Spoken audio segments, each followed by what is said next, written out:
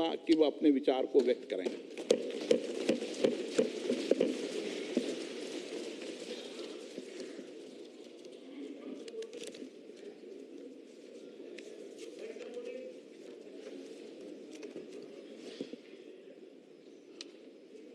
माननीय अध्यक्ष जी, देश की 75 वर्षों की संसदीय यात्रा, उसका एक बार पुनः स्मरण करने के लिए और नए सदन में जाने से पहले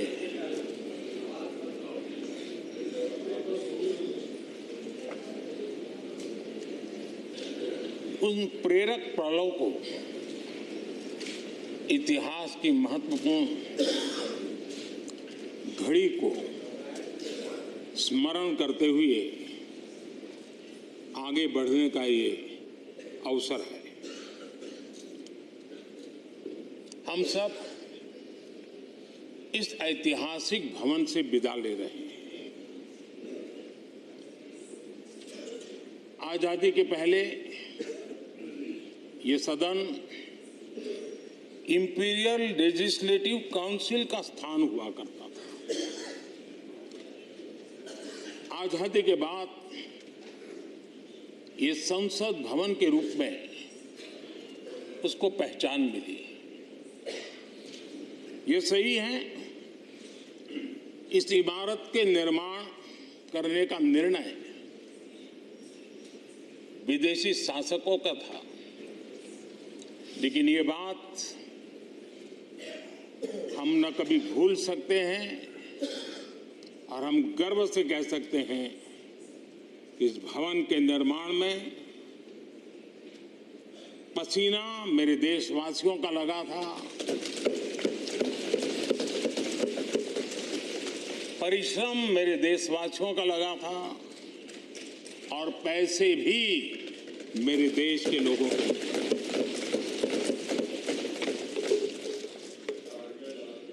इस 75 वर्ष की हमारी यात्रा ने अनेक लोकतांत्रिक परंपराओं और प्रक्रियाओं का उत्तम से उत्तम सृजन किया है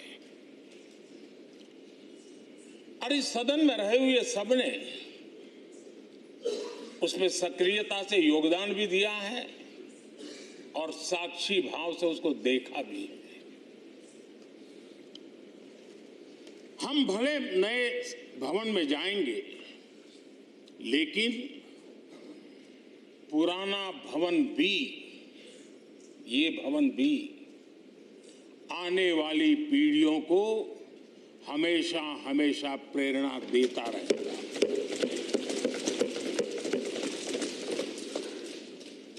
ये भारत के लोकतंत्र की स्वर्णिम यात्रा का एक महत्वपूर्ण अध्याय है,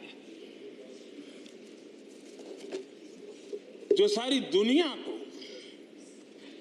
भारत की रगों में लोकतंत्र का सामर्थ्य कैसे है, इसका परिचित कराने का काम इस इमारत से होता रहेगा। आदरणीय अध्यक्ष जी, अमृतकाल की प्रथम प्रभा का प्रकाश राष्ट्र में एक नया विश्वास, नया आत्मविश्वास, नया उमंग, नए सपने, नए संकल्प और राष्ट्र का नया सामर्थ्य उसे भर रहा है। चारों तरफ आज भारतवासियों की उपलब्धि की चर्चा हो रही है और गौरव के साथ हो रही है। ये हमारे 75 साल के संसदीय इतिहास का एक सामूहिक प्रयास का परिणाम है, जिसके कारण विश्व में आज वो गूंज सुनाई दे रही है। आदरणीय अध्यक्ष जी, चंद्रयान 3 की सफलता न सिर्फ पूरा भारत, पूरा देश अभिभूत है और इसमें भारत के सामर्थ्य का एक नया रूप जो आधुनिकता से जुड़ा है, जो विज्ञान से जुड़ा है, जो टेक्नोलॉजी से जुड़ा है, जो हमारे वैज्ञानिकों के सामर्थ्य से जुड़ा है, जो 140 करोड़ देशवासियों के संकल्प की शक्ति से जुड़ा हुआ है, वो देश और दुनिया पर एक नया प्रभाव पैदा करने वाला है। ये सदन और इस सदन के माध्यम से मैं फिर एक बार देश के वैज्ञानिकों और उनके साथियों को कोटि कोटि बधाइयां देता हूं, उनका अभिनंदन करता हूं।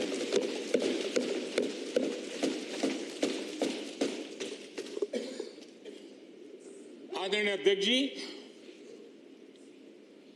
ये सदन ने भूतकाल में जब नेम की समिट हुई थी, सर्वसम्मति से प्रस्ताव पारित करके देश के इस प्रयास को सराहा था। आज G20 की सफलता को भी आपने सर्वसम्मति से सराहा है। मैं मानता हूं देशवासियों का आपने गौरव बढ़ाया है, मैं आपका आभार व्यक्त करता हूं। G20 की सफलता 140 करोड़ देशवासियों की है। ये भारत की सफलता है, किसी व्यक्ति की सफलता नहीं है, किसी दल की सफलता नहीं है। भारत के फेडरल स्ट्रक्चर ने, भारत की विविधता ने 60 स्थानों पर 200 से अधिक समिट और उसकी मेजबानी हिंदुस्तान के अलग अलग रंग रूप में देश की अलग अलग सरकारों ने बड़े आन बान शान से की और ये प्रभाव पूरे विश्व भर के मन पर पड़ा हुआ है। ये हम सबके सेलिब्रेट करने वाला विषय है, देश के गौरवगान को बढ़ाने वाला है। और जैसा आपने उल्लेख किया, भारत इस बात के लिए गर्व करेगा, जब भारत अध्यक्ष रहा उस समय अफ्रीकन यूनियन इसका सदस्य बना। मैं उस इमोशनल पल को भूल नहीं सकता जब अफ्रीकन यूनियन की घोषणा हुई और अफ्रीकन यूनियन के प्रेसिडेंट, उन्होंने एक इंटरव्यू में कहा कि मेरे जीवन में ऐसी पल थी, शायद मैं बोलते बोलते रो पड़ूंगा। आप कल्पना कर सकते हैं कि कितनी बड़ी अपेक्षा और आशाएं पूरी करने का काम भारत के भाग्य में आया। आदरणीय अध्यक्ष जी, भारत के प्रति शक करने का एक स्वभाव कई लोगों का बना हुआ है और जब आजादी मिली तब से चल रहा है। इस बार भी यही था, कोई डिक्लेरेशन नहीं होगा, असंभव है।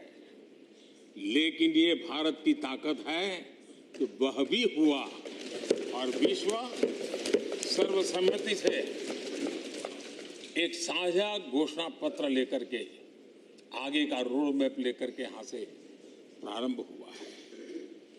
और अध्यक्ष जी, आपके नेतृत्व में, क्योंकि भारत की अध्यक्षता नवंबर के आखिरी दिन तक है, इसलिए अभी हमारे पास जो समय है उसका उपयोग हम करने वाले हैं और आपकी अध्यक्षता में दुनिया भर के ये जो G20 के सदस्य हैं, P20 पार्लियामेंट के स्पीकर्स की एक समिट, जैसे आपने घोषणा की, सरकार का आपके इस प्रयासों को पूरा समर्थन रहेगा, पूरा सहयोग रहेगा। आदरणीय अध्यक्ष जी, हम सबके लिए गर्व की बात है कि आज भारत विश्व मित्र के रूप में अपनी जगह बना पाया है। पूरा विश्व भारत में अपना मित्र खोज रहा है। पूरा विश्व भारत की मित्रता को अनुभव कर रहा है और उसका मूल कारण है हमारे जो संस्कार है, वेद से विवेकानंद तक जो हमने पाया है। सबका साथ सबका विकास का मंत्र आज विश्व को हमें साथ रहने में जोड़ रहा है। आदरणीय अध्यक्ष जी, ये सदन से विदाई लेना एक बहुत ही भावुक पल है। परिवार भी अगर पुराना घर छोड़कर के नए घर जाता है तो बहुत सारी यादें कुछ पल के लिए उसको झकझोर देती है। और हम जब ये सदन को छोड़ के जा रहे हैं तो हमारा मन मस्तिष्क भी उन भावनाओं से भरा हुआ है, अनेक यादों से भरा हुआ है। खट्टे मीठे अनुभव भी रहे हैं, नोकझोंक भी रही है, कभी संघर्ष का माहौल भी रहा है और कभी इसी सदन में उत्सव और उमंग का माहौल भी रहा है। ये सारी स्मृतियां हमारे साथ हम सबकी साझी स्मृतियां हैं, ये हम सबकी साझी विरासत है और इसलिए इसका गौरव भी हम सबका साझा है।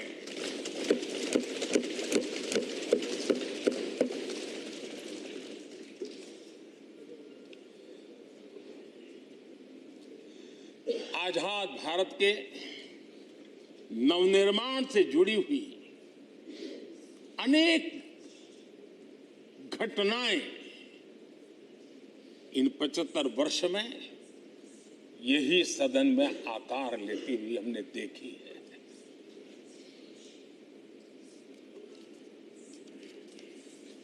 आज हम जब इस सदन को छोड़ करके नए सदन की ओर प्रस्थान करने वाले हैं तब भारत के सामान्य मानवीय की भावनाओं को जहां जो आदर मिला है, सम्मान मिला है, उसकी अभिव्यक्ति का भी एक अवसर है। और इसलिए आदरणीय अध्यक्ष जी, मैं पहली बार जब संसद का सदस्य बना और पहली बार एक सांसद के रूप में इस भवन में मैंने प्रवेश किया तो सहज रूप से मैंने इस संसद भवन के डोर पक्ति पर अपना शीश झुका करके इस लोकतंत्र के मंदिर को श्रद्धा भाव से नमन करते हुए मैंने पैर रखा था। वो पल मेरे लिए भावनाओं से भरी हुई थी, मैं कल्पना नहीं कर सकता था। लेकिन भारत के लोकतंत्र की ताकत है, भारत के सामान्य मानवीय की लोकतंत्र के प्रति श्रद्धा का प्रतिबिंब है कि रेलवे प्लेटफॉर्म पर गुजारा करने वाला एक गरीब परिवार का बच्चा पार्लियामेंट पहुंच गया।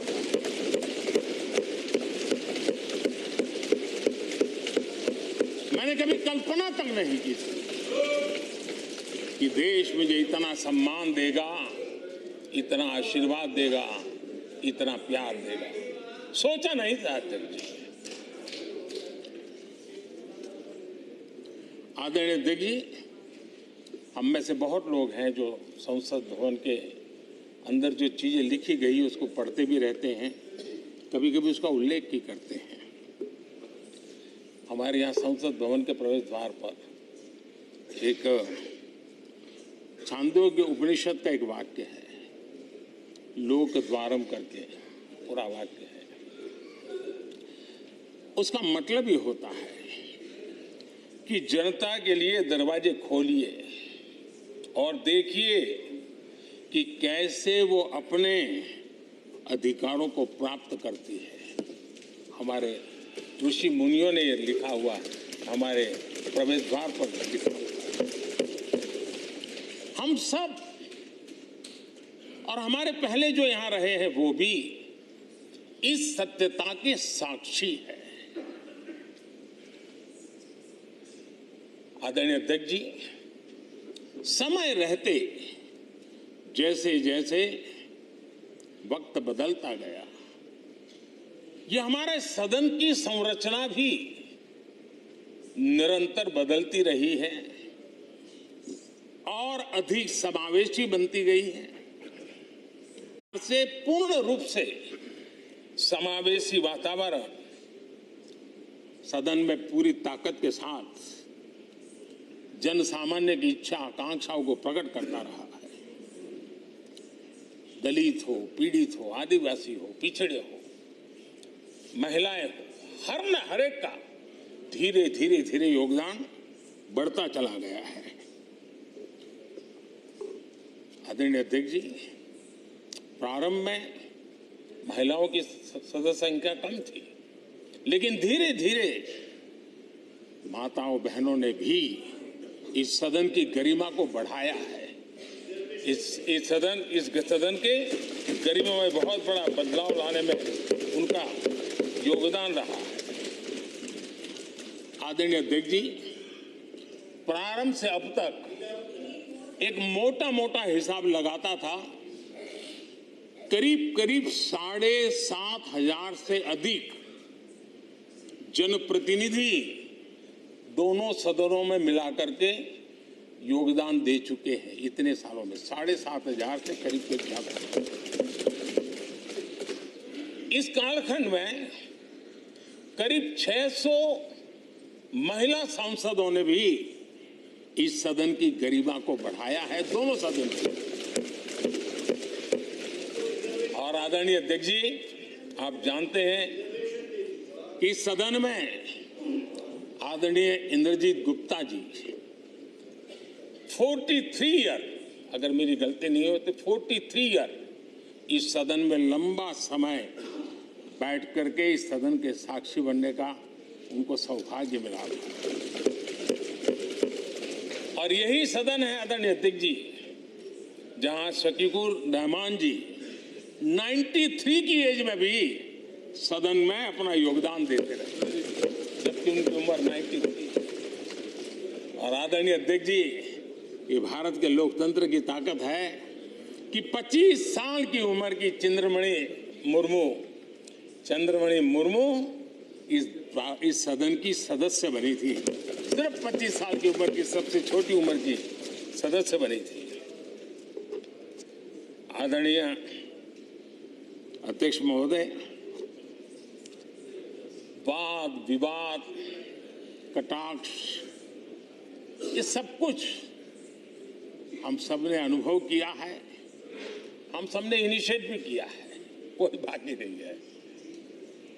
लेकिन उसके बावजूद भी शायद जो परिवार भाव हम लोगों के बीच में रहा है, हमारे पहले की पीढ़ियों में भी रहा है, जो लोग प्रचार माध्यमों से हमारे यहाँ का रूप देखते हैं और बाहर निकलते ही हमारा जो अपनापन होता है, परिवार भाव होता है, वो एक अलग ही ऊंचाई पर ले जाता है। और ये भी इस सदन की ताकत है, एक परिवार भाव। और उसके साथ साथ हम कभी कड़वाहट पाल करके नहीं जाते हैं, हम उसी प्यार से सदन छोड़ने के कई वर्षों के बाद भी मिल जाए तो भी उस प्यार को कभी भूलते नहीं है, उस स्नेह भरे याद दिनों को भूलते नहीं है। वो मैं अनुभव कर सकता हूं।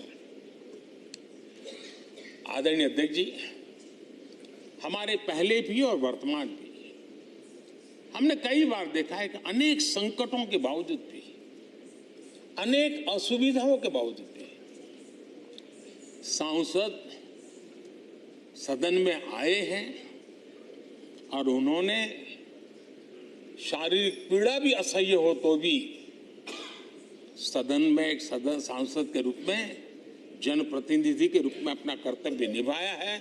ऐसी अनेक घटनाएं आज हमारे सामने हैं।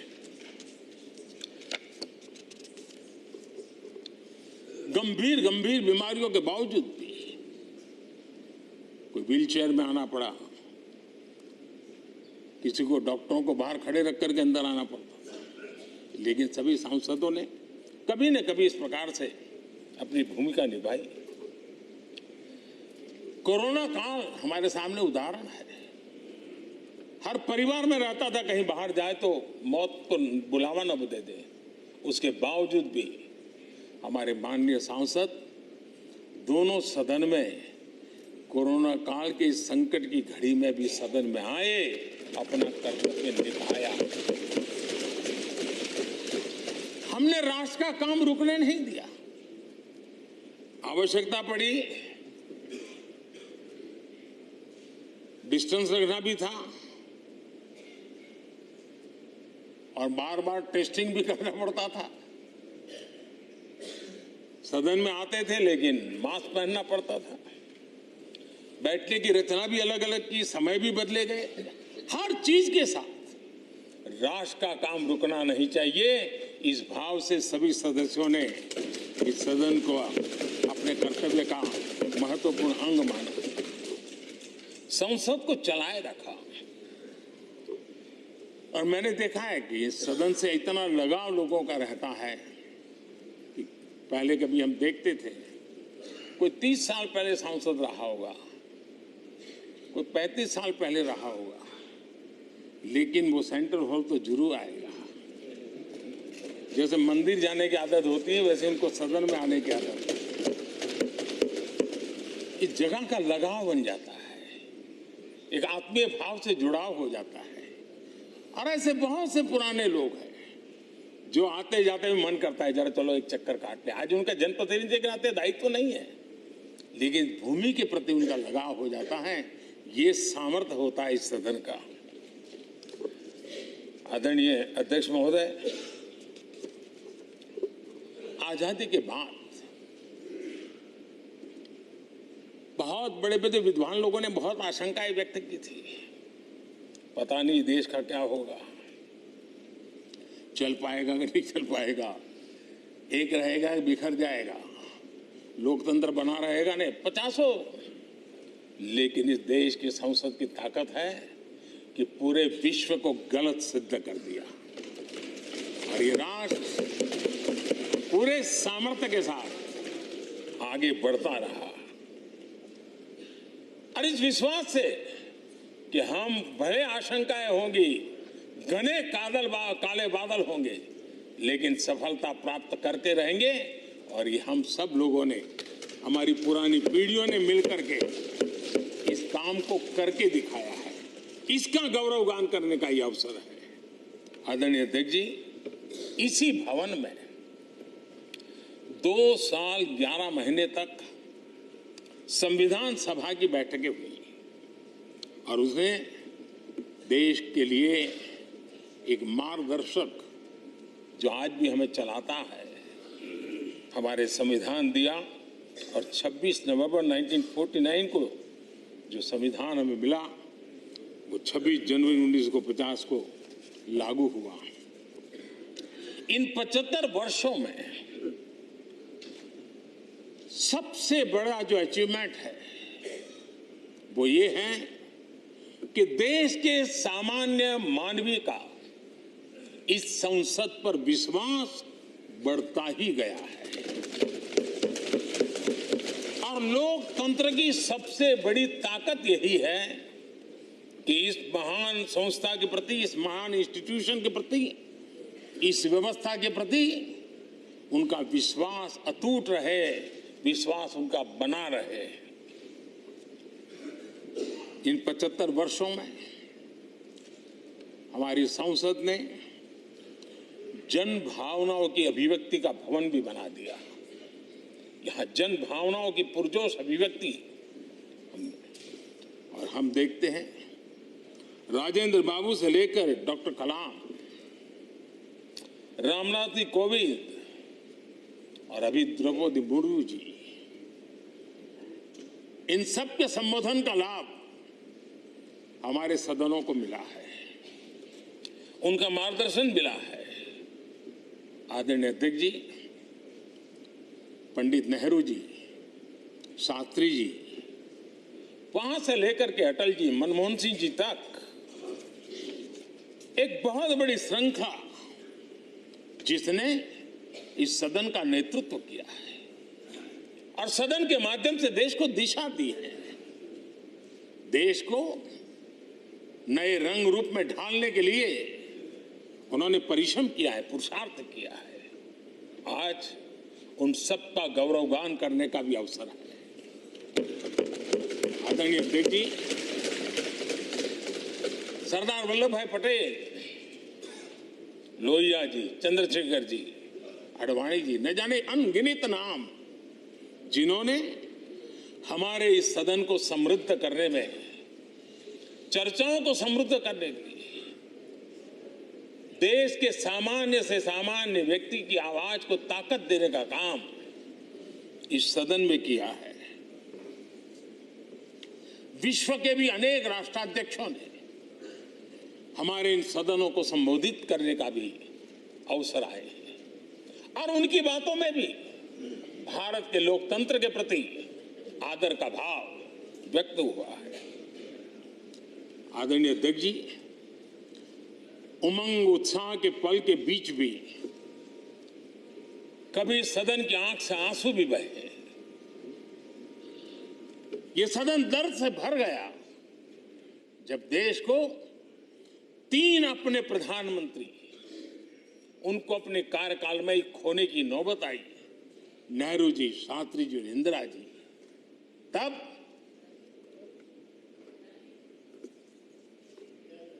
ये सदन अश्रुभीनी आंखों से उन्हें विदाई दे रहा था। आदरणीय अध्यक्ष जी, अनेक चुनौतियों के बावजूद भी हर स्पीकर ने, हर सभापति ने बेहतरीन तरीके से दोनों सदनों को सुचारू रूप से चलाया है और अपने कार्यकाल में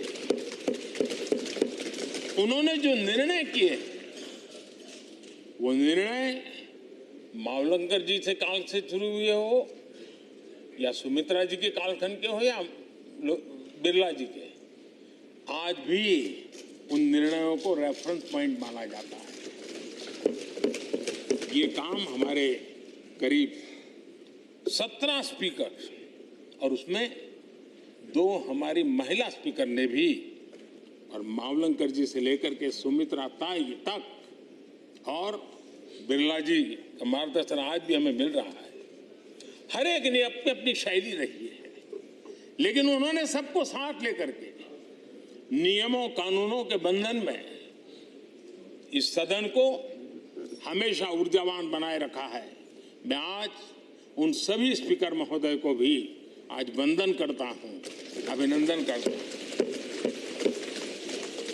आदरणीय अध्यक्ष जी, ये सही है कि हम जनप्रतिनिधि अपनी अपनी भूमिका निभाते हैं, लेकिन सातत्यपूर्ण तरीके से हमारे बीच जो एक टोली बैठती है, उनकी भी कई पीढ़ियां बदल गई है। कभी कागज लेके दौड़ के आते हैं, उनका भी योगदान कम नहीं है।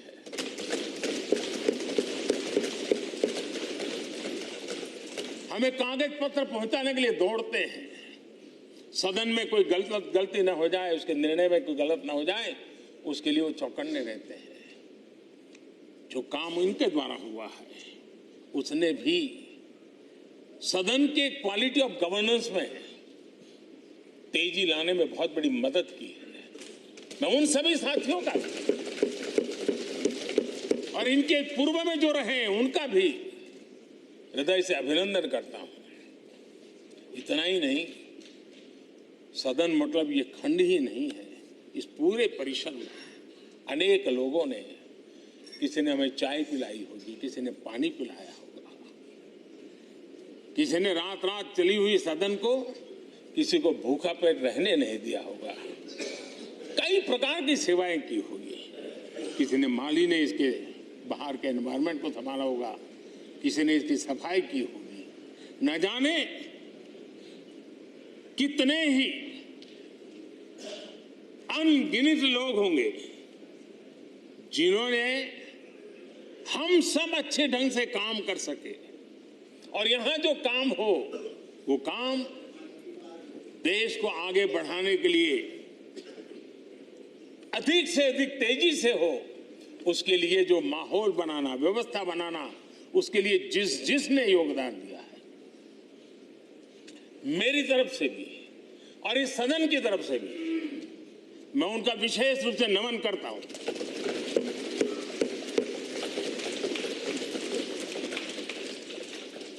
आदरणीय अध्यक्ष जी,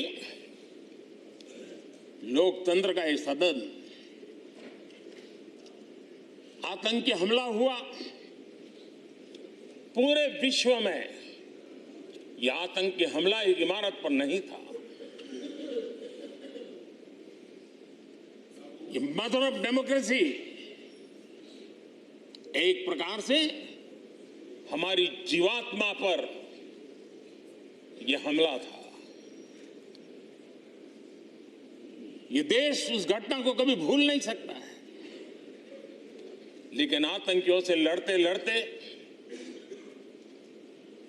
सदन को बचाने के लिए और हर सदस्य को बचाने के लिए जिन्होंने अपने सीने पर गोलियां झेली, आज मैं उनको भी नमन करता हूं। हमारे बीच नहीं है, लेकिन उन्होंने बहुत बड़ी रक्षा की है। आदरणीय अध्यक्ष जी, जब आज हम इस सदन को छोड़ रहे हैं, तब मैं उन पत्रकार मित्रों को भी याद करना चाहता हूं जिन्होंने जीवन में, कुछ लोग तो ऐसे हैं जिन्होंने पूरा जीवन अपने कार्यकाल में संसद के काम को ही उन्होंने रिपोर्ट किया है। एक प्रकार से वो जीवंत साक्षी रहे हैं। उन्होंने यहां की पल पल की जानकारी देश तक पहुंचाई, और तब तो ये सारा टेक्नोलॉजी अवेलेबल नहीं थी।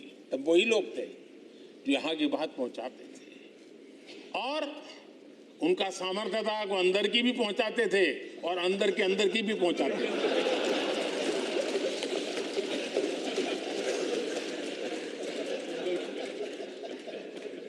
और मैंने देखा कि ऐसे पत्रकारिता जिन्होंने संसद को कवर किया,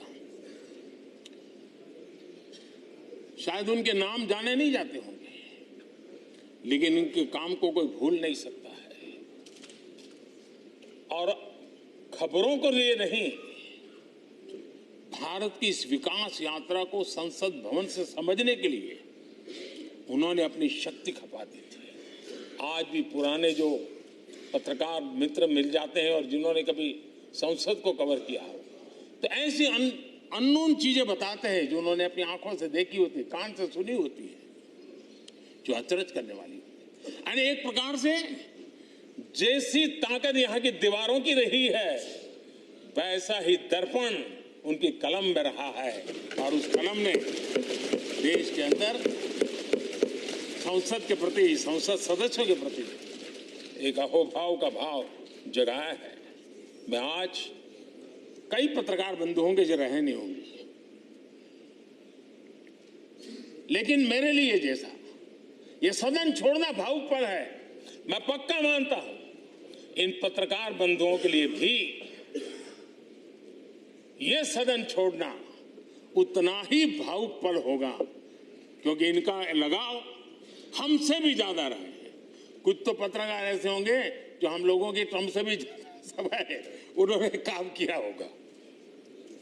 आज उनके उस महत्वपूर्ण लोकतंत्र की ताकत बनने के लिए, योगदान देने के लिए भी याद करने का अवसर है। आदरणीय अध्यक्ष जी, जब हम सदन के अंदर आते हैं, हमारे यहां नाद ब्रह्म की कल्पना है। हमारे शास्त्रों में माना गया है किसी एक स्थान पर अनेक बार एक ही लय में उच्चारण होता है तो वो तपोस्थली बन जाता है, उसके एक पॉजिटिव वाइब होते हैं। नाद की एक ताकत होती है जो स्थान को सिद्धि स्थान में परिवर्तित कर देती है। मैं मानता हूं ये सदन भी उस 7-7.5 हजार जनप्रतिनिधियों के द्वारा बार बार जो शब्द गूंजे हैं, जो वाणी यहां गूंजी है, उसने इस सदन में हम बैठकर आगे चर्चा करें या ना करें, लेकिन इसकी गूंज इसे तीर्थ क्षेत्र बना देती है।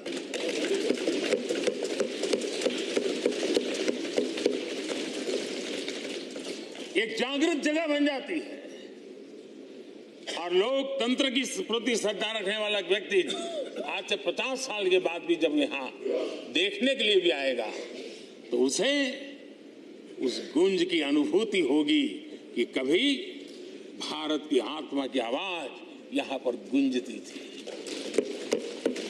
और इसलिए अध्यक्ष महोदय,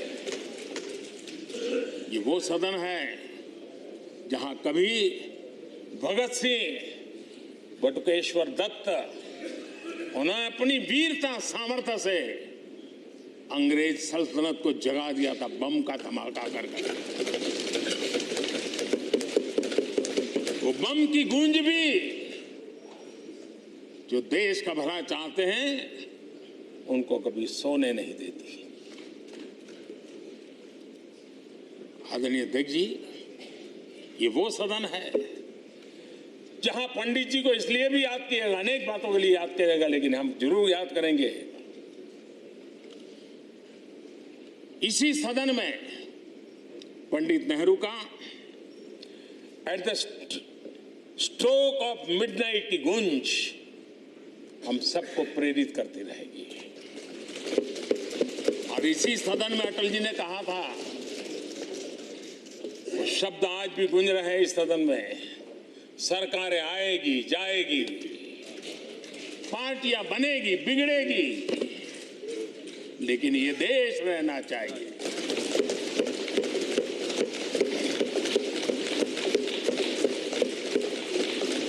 आदरणीय अध्यक्ष जी, पंडित नेहरू की जो प्रारंभिक मंत्री परिषद थी, बाबा साहब आम्बेडकर जी एक मंत्री के रूप में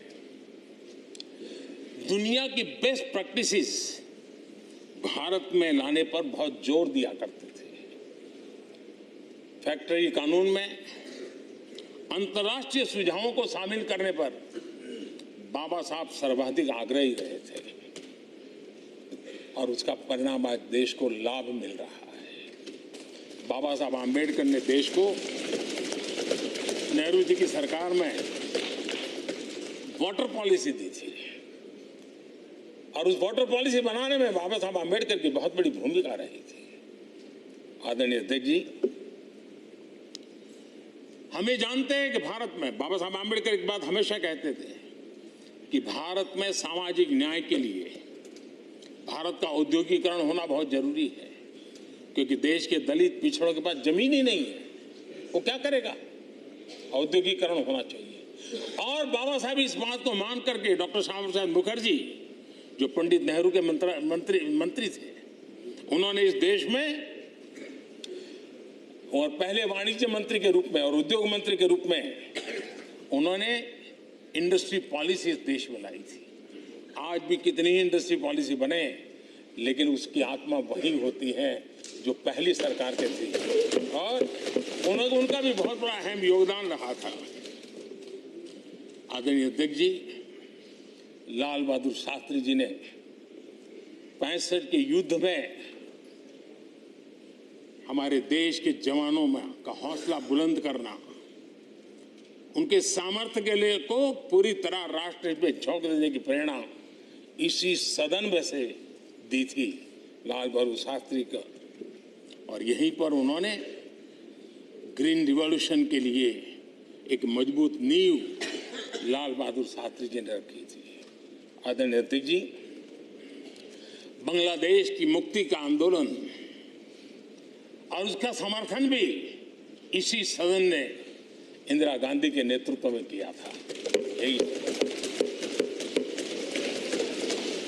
इसी सदन ने इमरजेंसी में लोकतंत्र पर होता हुआ हमला भी देखा था और इसी सदन ने भारत के लोगों की ताकत को एहसास कराते हुए मजबूत लोकतंत्र की वापसी भी इसी सदन ने देखी थी।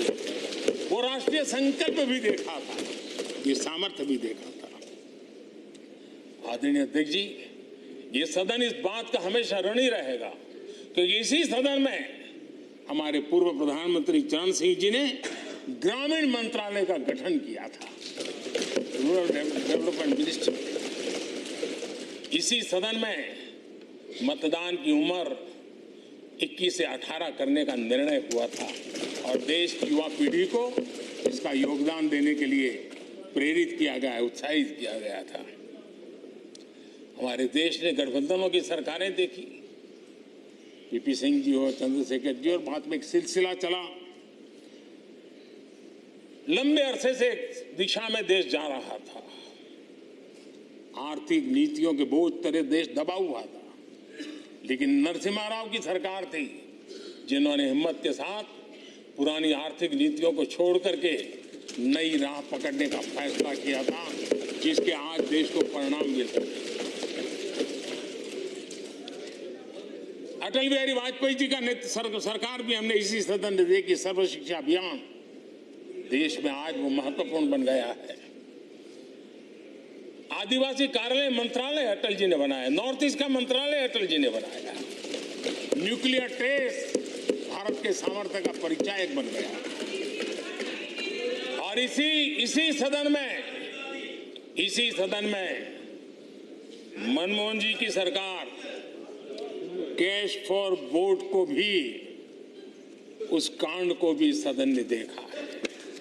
आदरणीय अध्यक्ष जी, सबका साथ सबका विकास का मंत्र, अनेक ऐतिहासिक निर्णय, दशकों से लंबित विषय, उनका स्थायी समाधान भी इसी सदन में हुआ। आर्टिकल 370, ये सदन हमेशा हमेशा गर्व के साथ कहेगा कि सदन के कारण one nation one tax, GST का निर्णय भी इसी सदन ने किया। One rank one pension, OROP, ये भी इसी सदन ने देखा। गरीबों के लिए 10% आरक्षण कोई विवाद के बिना पहली बार देश में करने में सफल लगा। आदरणीय अध्यक्ष जी, भारत के लोकतंत्र में तमाम उतार चढ़ाव हमने देखे और ये सदन लोकतंत्र की ताकत है, लोकतंत्र की ताकत की साक्षी है, जन विश्वास का एक केंद्र बिंदु रहा है। इस सदन की विशेषता देखिए और दुनिया के लोगों का आज भी अचरज होता है। यह सदन है जिसमें कभी 4 सांसद वाली पार्टी सत्ता में होती थी और 100 सदस्य वाली पार्टी विपक्ष में बैठती थी। ये भी सामर्थ्य इस सदन के लोकतंत्र की ताकत का परिचय कराता है। और यही सदन है जिसमें एक वोट से अटल जी की सरकार गई थी और लोकतंत्र की गरिमा को बढ़ाया था। ये भी इसी सदन में हुआ। आज अनेक छोटी छोटी रीजनल पार्टियों का प्रतिनिधित्व हमारे देश की विविधता को, हमारे देश के एस्पिरेशंस का एक प्रकार से वो आकर्षक केंद्र बिंदु बना है। आदरणीय अध्यक्ष जी, इस देश में 2 प्रधानमंत्री ऐसे रहे, मोरारजी भाई, वीपी सिंह। एक प्रकार से कांग्रेस में जीवन खपाया था, लेकिन एंटी कांग्रेस गवर्नमेंट का नेतृत्व कर रहे थे। ये भी इसकी विशेषता थी। और हमारे नरसिम्हा राव जी, वो तो बिस्तरा गोल करके घर जाने की तैयारी कर रहे थे, निवृत्ति की घोषणा कर चुके थे। लेकिन यही लोकतंत्र की ताकत देखिए, सदन की ताकत देखिए, वो प्रधानमंत्री के रूप में 5 साल हमारी सेवा कर।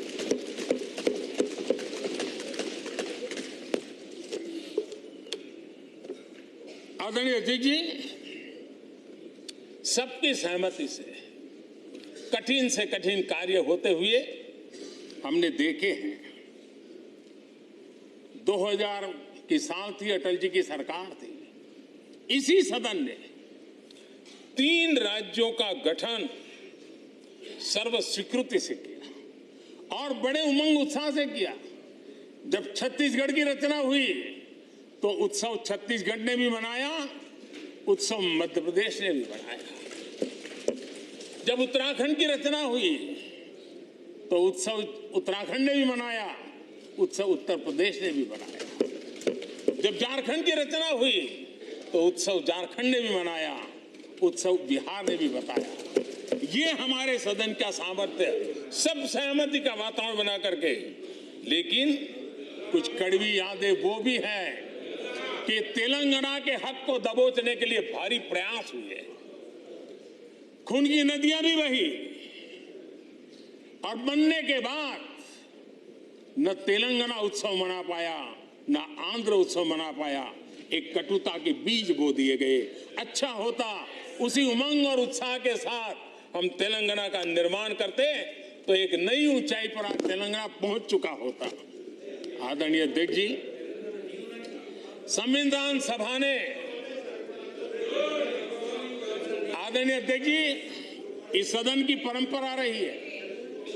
संविधान सभा ने उस समय अपना दैनिक भत्ता 45 रुपये से कम करके 40 कर दिया था। उनको लगा हमें इसको कम करना चाहिए। आदरणीय अध्यक्ष जी, यही सदन है कैंटीन में मिलने वाली सब्सिडी, जो बहुत कम पैसे में खाना मिलता था, इसी सदस्यों ने उस सब्सिडी को भी खत्म कर दिया और पूरा पैसा देकर के अब कैंटीन में खाते हैं। आदरणीय अध्यक्ष जी, कोरोना काल में जब जरूरत पड़ी तो यही सांसद जिन्होंने एमपी लेड फंड को छोड़ दिया और देश को इस संकट की घड़ी में मदद करने के लिए आगे आए। इतना ही नहीं, कोरोना काल में इसी सदन के सांसदों ने अपने तनख्वाह में 30% कटौती की और उन्होंने देश के सामने आए हुए संकट में अपनी बहुत बड़ी जिम्मेवारी निभाई। आदरणीय अध्यक्ष जी, हम गर्व से कह सकते हैं, ये सदन में बैठे हुए लोग भी कह सकते हैं, हमारे पूर्वज जो सदन में बैठे थे वो भी कह सकते हैं कि हम ही लोग हैं जिन्होंने हम पर डिसिप्लिन लाने के लिए हमारे यहां जनप्रतिनिधित्व कानून में समय समय पर कठोरता बरती। नियम हमने ही लादे, हमने ही तय किया कि नहीं, जनप्रतिनिधि के जीवन में ये नहीं हो सकता। मैं मानता हूं ये जीवंत लोकतंत्र का बहुत बड़ा उदाहरण है और ये सदन ने दिया है, यही माननीय सांसदों ने दिया है और हमारी पुरानी पीढ़ी के सांसदों ने दिया है। और मैं मानता हूं कि कभी कभी उन चीजों को भी याद करना चाहिए। आदरणीय अध्यक्ष जी, हम जो वर्तमान सांसद हैं उनके लिए तो ये विशेष सौभाग्य का अवसर है। सौभाग्य का अवसर इसलिए है कि हमें इतिहास और भविष्य दोनों की कड़ी बनने का अवसर मिला है।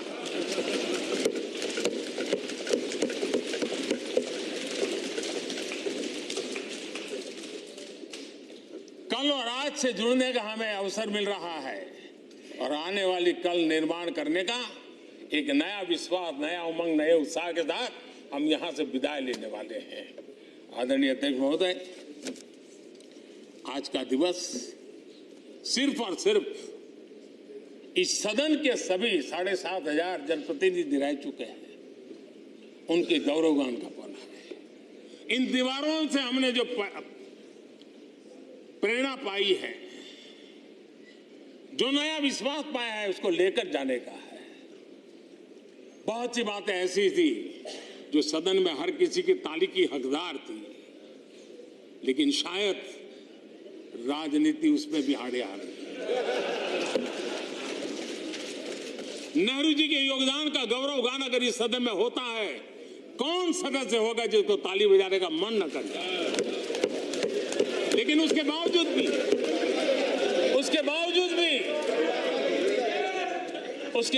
भी देश के लोकतंत्र के लिए बहुत जरूरी है हम सब ने अपने यहां सोच लें। आदरणीय अध्यक्ष जी, मुझे पूरा विश्वास है कि आपके मार्गदर्शन में और इस अनुभवी माननीय सांसदों के सामर्थ्य से हम नई संसद में जब जाएंगे तो नए विश्वास के साथ जाएंगे। मैं फिर एक बार आज पूरा दिवस आपने इन पुरानी स्मृतियों को ताजा करने के लिए दिया, एक अच्छे वातावरण में सबको याद करने का मौका दिया। इसके लिए मैं आप सबका आपका हृदय से आभार व्यक्त करता हूं और मैं सभी सदस्यों से आग्रह करूंगा कि अपने जीवन की ऐसी मधुर यादों को यहां हम जरूर व्यक्त करें ताकि देश तक पहुंचे कि सचमुच में ये हमारा सदन, ये हमारे जनप्रतिनिधियों की गतिविधि सच्चे अर्थ में देश को समर्पित है, इसका भाव लोगों के तक पहुंचे। इसी एक अपेक्षा के साथ मैं फिर एक बार इस धरती को प्रणाम करता हूं, इस सदन को प्रणाम करता हूं।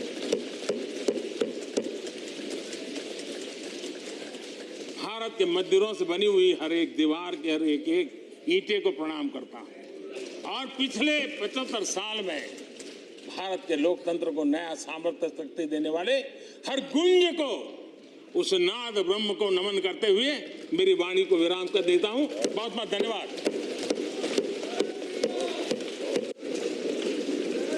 माननीय सदस्यगण,